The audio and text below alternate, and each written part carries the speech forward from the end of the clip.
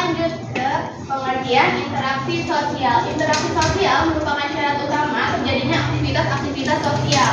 Interaksi sosial merupakan hubungan sosial dinamis yang menyangkut hubungan antara perorangan, kelompok, ataupun kelompok dengan perorangan. Nah, dengan interaksi sosial ini menyebabkan individu atau kelompok saling mempengaruhi satu sama lain sepanjang hidupnya.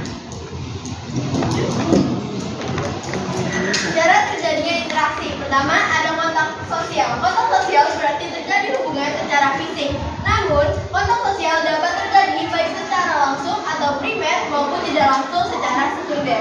Kontak sosial terjadi berdasarkan tanggapan atau respon seseorang terhadap tindakan tersebut. Contohnya, ketika seseorang melambaikan tangan, maka respon dari pihak lain yaitu membalas melambaikan tangannya.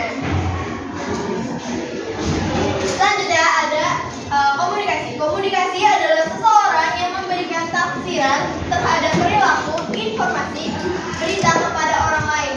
Orang yang bersangkutan kemudian memberikan reaksi terhadap perilaku, informasi, dan berita tersebut. Nah, kemudian ada ciri-ciri dari interaksi sosial. Nah, yang pertama yaitu terdapat komunikasi menggunakan simbol-simbol atau lambang. Nah, yang kedua, jumlah pelaku 2 orang atau lebih. Dan yang ketiga, terdapat tujuan yang akan dicapai. Yang terakhir, terdapat dimensi waktu meliputi masa lalu, masa kini, dan masa depan. Nah, kemudian ada jenis-jenis interaksi sosial. Yang pertama ada interaksi antara individu dengan individu. Nah, interaksi antara individu ini berarti individu menyampaikan informasi kepada individu lain. Kemudian yang kedua, interaksi antara individu dan juga kelompok. Individu berperan sebagai subjek atau komunikator dan kelompok berperan sebagai objek atau komunikasi. Nah, yang ketiga adalah ada interaksi antara kelompok dan individu. Kelompok berperan sebagai subjek dan individu berperan sebagai objek. Yang terakhir ada interaksi antara kelompok dengan kelompok. Kelompok berperan sebagai subjek dan kelompok lain berperan sebagai objek. Seperti ini. Lalu ada juga faktor-faktor yang mempengaruhi interaksi sosial. Maksud dari subjek dan objeknya itu apa? Itu proses ketika seseorang tertarik pada pihak lain terkait perilaku atau kepribadiannya.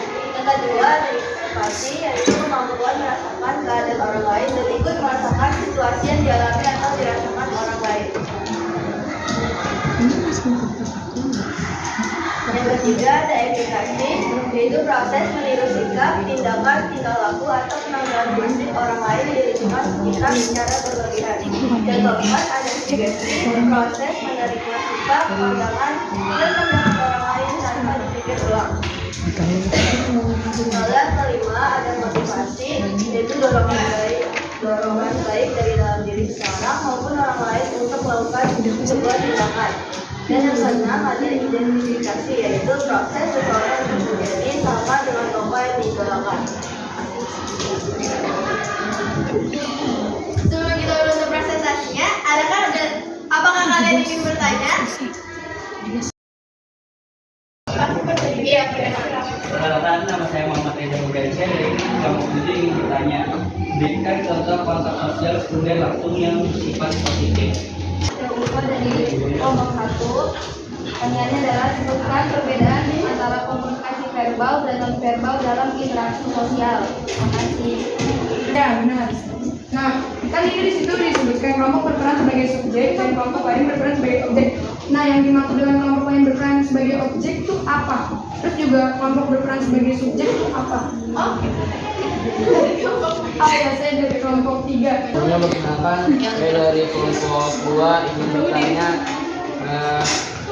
Jadi pertanyaannya, contoh dari interaksi antara individu dengan individu atau antar kelompok itu gimana?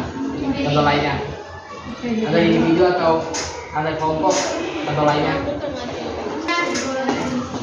Perkenalkan, nama saya dari kelompok 6. Pertanyaannya, apakah interaksi sosial penting bagi kehidupan sehari-hari? Pertanyaannya, mengapa interaksi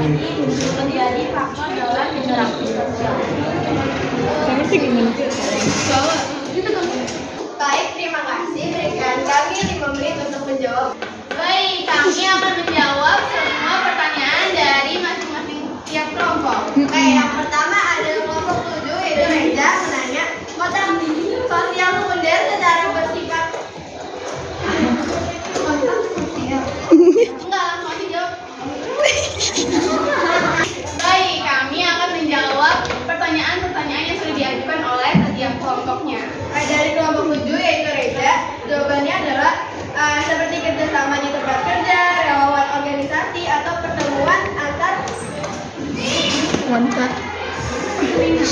Oh, ada semua sudah.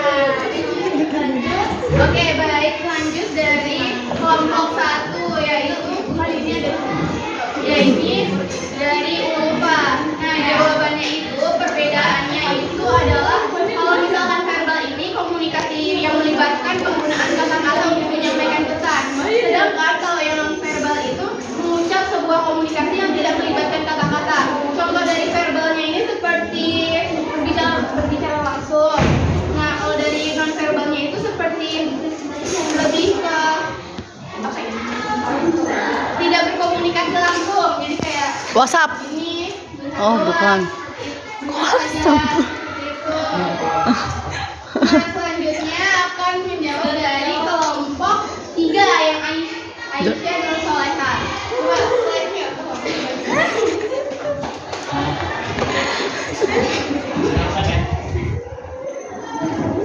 Cek lewat.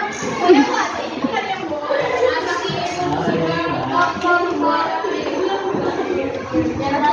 Oke.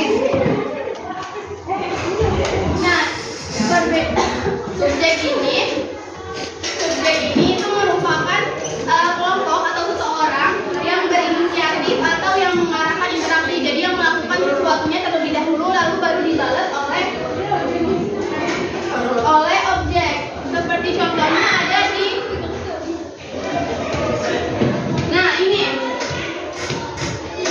ini itu subjeknya dan ini objeknya. Jadi subjeknya itu yang mengajukan, lalu objeknya yang menerima atau responnya.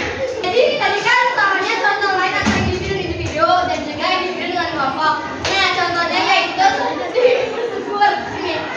Lalu berjabat tangan, terus bercakap-cakap.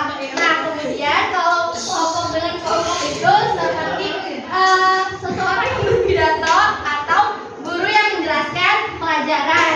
Apa sudah terjawab adik? Dari kelompok 6, saya dari Melinda.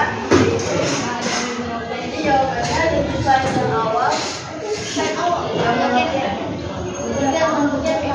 Nah, jadi jawabannya itu seperti ya, karena interaksi sosial menyebabkan individu atau kelompok saling mempengaruhi satu sama lain di sepanjang hidupnya.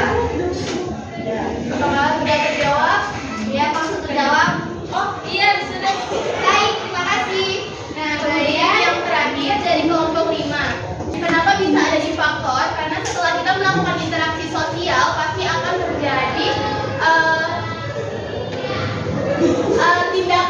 tindakan laku atau penampilan fisik orang lain yang lain